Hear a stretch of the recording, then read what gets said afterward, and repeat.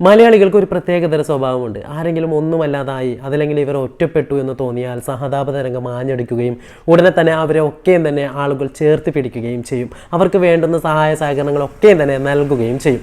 എന്നാൽ ഈ സഹായങ്ങളൊക്കെ ഏറ്റുവാങ്ങുന്ന മലയാളി തന്നെ അവസാനം അഹങ്കാരിയായി മാറും എന്നതിൻ്റെ അവസാനത്തെ ഉദാഹരണമാണ് ശരിക്കും പറഞ്ഞാൽ സാജി.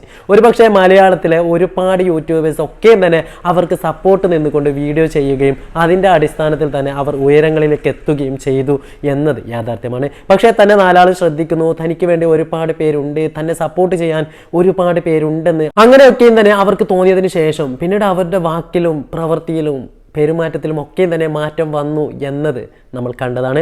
കാരണം അവർ തൻ്റെ കല്യാണം കഴിഞ്ഞു എന്ന് ജനങ്ങളെ അറിയിക്കുന്ന രീതി തന്നെ നോക്കിയാൽ നമുക്ക് മനസ്സിലാക്കാൻ സാധിക്കും അവർക്ക് എത്രത്തോളം അഹങ്കാരം വന്നിട്ടുണ്ടെന്ന്.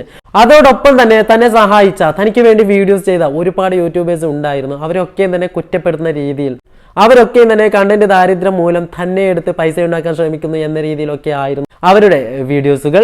അല്ലെങ്കിൽ നമ്മൾ ആലോചിക്കേണ്ട കാര്യമാണ്, സ്വന്തം ഭർത്താവും ഇവരും ഒന്നിച്ചൊരു നാട്ടിൽ താമസിക്കുമ്പോൾ അവിടെ വെച്ച് ഭർത്താവ് ആത്മഹത്യ ചെയ്യുമ്പോൾ അത് ഭർത്താവിൻ്റെ വീട്ടുകാരുടെ തലയിലേക്ക് കെട്ടിവെക്കുകയും അതിനെക്കുറിച്ച് പലതരത്തിലുള്ള വീഡിയോസുകൾ ചെയ്യുകയും ചെയ്യുമ്പോൾ അതിനെയും താങ്ങി പിടിച്ച് ഇവർ പറയുന്നത് മൊത്തം ശരിയാണെന്ന രീതിയിൽ ഇവർക്ക് അനുകൂലമായി ഒരുപാട് വീഡിയോസ് ചെയ്ത ഒരുപാട് ആളുകൾക്ക് ഇത് തന്നെയാണ് കിട്ടേണ്ടത് എന്നത് യാഥാർത്ഥ്യമാണ്. പിന്നെ ഭർത്താവിൻ്റെ ചിപ്സ് കമ്പനി തട്ടിയെടുത്തു എന്ന് പറയുമ്പോൾ തീർച്ചയായിട്ടും ഭർത്താവ് തുടങ്ങിയ ഒരു ചിപ്സ് കമ്പനിയിലേക്ക് സഹായത്തിനായി ബന്ധുക്കളെ വിളിച്ചപ്പോൾ പിന്നീട് ബന്ധുക്കൾ തന്നെ ആ കട ഏറ്റെടുക്കണമെങ്കിൽ ഒന്നെങ്കിൽ ഈ കടയുടെ ഓണർഷിപ്പ് ഈ ബന്ധുക്കളുടെ പേരിലുണ്ടാവണം, അതല്ലെങ്കിൽ ഇതിൻ്റെ മുതൽ മുടക്ക് ഈ ബന്ധുക്കളുടെ പേരിലുണ്ടാവണം. ഒന്നുമില്ലാതിരുന്ന ഒരു രണ്ട് വ്യക്തികൾ അവിടെ കയറിക്കൂടുകയും ഇവരുടെ കട തട്ടിയെടുക്കുകയും ചെയ്തു എന്ന് പറയുമ്പോൾ ഇതൊക്കെ വിശ്വസിക്കാൻ സാധിക്കുന്ന കാര്യമാണോ? ഒന്ന് നിങ്ങൾ തന്നെ ആലോചിച്ച് നോക്കൂ. പിന്നെ അവർ പോയതിനു ശേഷവും ആ ചിപ്സ് ഷോപ്പ് അങ്ങനെ തന്നെ നിലനിൽക്കുകയും അത് നല്ല രീതിയിൽ പ്രവർത്തിക്കുകയും ചെയ്യുമ്പോൾ തന്നെ നമുക്ക് മനസ്സിലാക്കാൻ സാധിക്കും അവർ തന്നെ ആയിരുന്നു ആ ചിപ്സ് ഷോപ്പിൻ്റെ ഉയർച്ചയിലേക്ക് മുഴുവൻ കഠിനാധ്വാനവും ചെയ്തിട്ടുണ്ടാവുക. എന്തൊക്കെ പറഞ്ഞാലും ചില ആളുകൾ ഇങ്ങനെയാണ്. എന്നെ മറ്റുള്ളവർ സഹായിച്ചത് കൊണ്ട് മാത്രമാണ് താൻ ഇത്രത്തോളം എത്തിയത് എന്ന് മനസ്സിലാക്കാതെ എനിക്ക് ഇനി ആരുടെ സഹായവും ആവശ്യമില്ല, ഇവരുടെ സഹായം കൊണ്ടൊന്നും അല്ല ഞാൻ മുമ്പിലേക്ക് എത്തിയത്, എന്നെ ഒരുപാട് പേർ ഇഷ്ടപ്പെടുന്നുണ്ട്, എനിക്ക് ഒരുപാട് പേർ ലൈക്കും ഷെയറും നൽകുന്നുണ്ട്, എൻ്റെ വീഡിയോസിന് ഒരുപാട് പേർ കാണും, എനിക്ക് യൂട്യൂബിലൂടെ ഒരുപാട് വരുമാനം ഉണ്ടാവും എന്ന രീതിയിൽ ചിന്തിക്കുകയും ഒന്നുമില്ലായ്മയിൽ നിന്ന് ഇവരെ പിടിച്ചുയർത്തി അവരെ ഒക്കെ തന്നെ മറക്കുകയും അവസാനം നന്ദി കേടി എന്ന രീതിയിൽ അവർക്ക് തന്നെ എതിരെ തിരിയുകയും അവരെ വായിൽ തോന്നിയതൊക്കെയും പറയുകയും ചെയ്തിട്ട് വീണ്ടും പറയുന്നു ഞാൻ മാത്രമാണ് ശരി എന്ന രീതിയിൽ ചിന്തിക്കുന്ന ഒരുപാട് അഹങ്കാരികളായ ആളുകൾ കേരളത്തിലുണ്ട്. അവരിൽ ഒരാൾ മാത്രമാണ് ശരിക്കും പറഞ്ഞാൽ ഇവർ.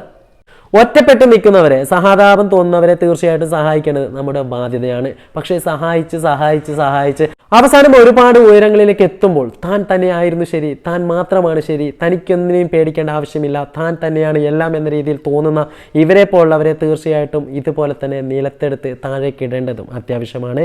കേരളത്തിൽ ഏറ്റവും കൂടുതൽ ആളുകൾ ഇഷ്ടപ്പെടുകയും ബഹുമാനിക്കുകയും സ്നേഹിക്കുകയും ചെയ്ത ഒരുപാട് ആളുകളെ ഇതുപോലെ തന്നെ ചവിട്ടി തേച്ച ചരിത്രവും ഉണ്ടായിട്ടുണ്ട്. എന്തു തന്നെയായാലും ഇങ്ങനെ ആരും തന്നെ ആവാൻ പാടില്ല. നമ്മൾ ഒന്നുമില്ലായ്മയിൽ നിന്ന് ഉയർന്നു വരികയും നിങ്ങളെ കൈപിടിച്ച് ഉയർത്തിയവരെ ഒക്കെയും തന്നെ ഇഷ്ടത്തോടെയും ബഹുമാനത്തോടെയും തന്നെ കാണാൻ ശ്രമിക്കുക. അല്ലെങ്കിൽ അതിന് പറയുന്ന പേര് തന്നെയാണ് നന്ദി കേടെന്ന്.